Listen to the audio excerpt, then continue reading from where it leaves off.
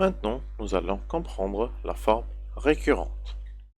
Bon, la forme récurrente, nous avons dit que ici, moi, j'aurais besoin pour calculer la rang ou, par exemple, je veux savoir, j'aurais besoin de la rang qui est précédente. Donc, prenons toujours le même exemple. Moi, j'ai ensuite 1, 3, 5, 7, 9. Donc, pour calculer, voilà ici, mon quatrième rang, donc le n, ou bien le cinquième, donc le n ici, ça sera égal à 4, et puis plus 1. Donc 4 plus 1, ça veut dire, ici je vais calculer le cinquième rang. 4 plus 1, ça fait 5. Donc moi je dis que j'aurai besoin de l'image de celle qui est précédente. Donc de la quatrième. Bon, et puis je l'aurai plus la raison. Donc dans cet exemple, la raison c'est 2. Donc mon U de 5, parce que 4 plus 1 ça fait 5, le U de 5, le cinquième, j'aurai besoin de le U, ce qui est précédent, donc le quatrième. Donc dans ce cas c'était le 7. Bon, 7 plus le raison, et la raison était ici 2. Donc 7 plus 2, c'est 9. Donc la forme explicite, c'est une forme dont moi j'aurais pas besoin de le nombre qui est précédent. Je peux calculer l'image directement, et la forme récurrente, moi j'ai besoin de la rang qui est précédente pour calculer l'image. Bon, prenons ou expliquons maintenant les suites géométriques pour la forme explicite et la forme récurrente. Bon,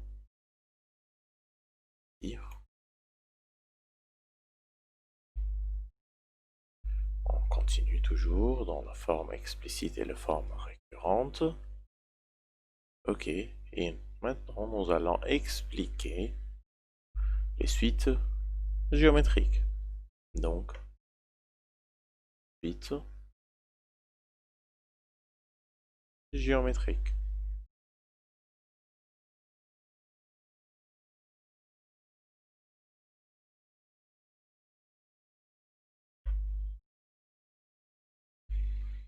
Bon, pour les suites géométriques. Ici, nous allons expliquer les suites arithmétiques sous forme explicite. Et cet exemple-là, c'était encore une suite arithmétique, mais de forme récurrente. Là, maintenant, nous allons expliquer les suites géométriques du forme explicite et encore du forme récurrente. Bon, prenons par exemple une suite géométrique qui est écrite par exemple, 2, 4, 8, 16, et puis je vous invite de mettre les vidéos en pause et d'essayer de chercher le cinquième nombre, le cinquième rang ici. Bon, on voit très bien que ici, moi, j'avais une 2, j'ai multiplié par 2, j'aurai 4 multiplié par 2, 8 multiplié par 2, 16, et 16 multiplié par 2, c'est 32. Donc, ici, j'avais mon premier rang, le U0, et mon deuxième rang, le U de 1, U de 2, U de 3 et U de 4. Ok. Nous avons dire que la forme explicite, c'est une forme, ou bien je peux savoir directement le nombre que je veux le calculer, ou le rang que je veux le calculer. Donc, prenons un exemple.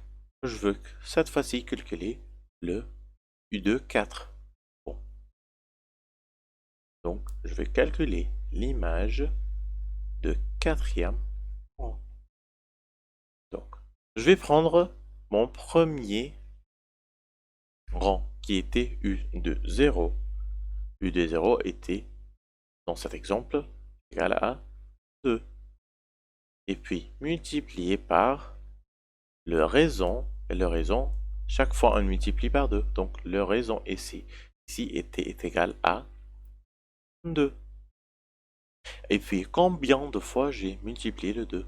J'ai multiplié, c'est 1, 2, 3, 4. Donc, à la puissance 4. Donc, 2 fois 2 à la puissance 4, c'est 2 à la puissance 5. Et 2 à la puissance 5 est égal à 32.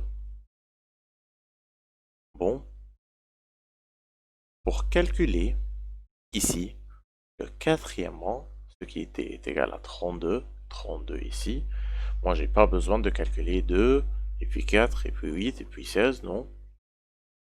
J'ai pris mon premier rang, ce qui était U de 0, et j'ai multiplié par le raison à la puissance de n, le rang où je veux savoir.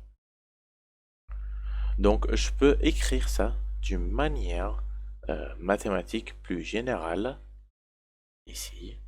Donc, pour calculer le U de n'importe quel, pardon, pour calculer le U de n'importe quel rang, donc du rang n, ça est égal U de P.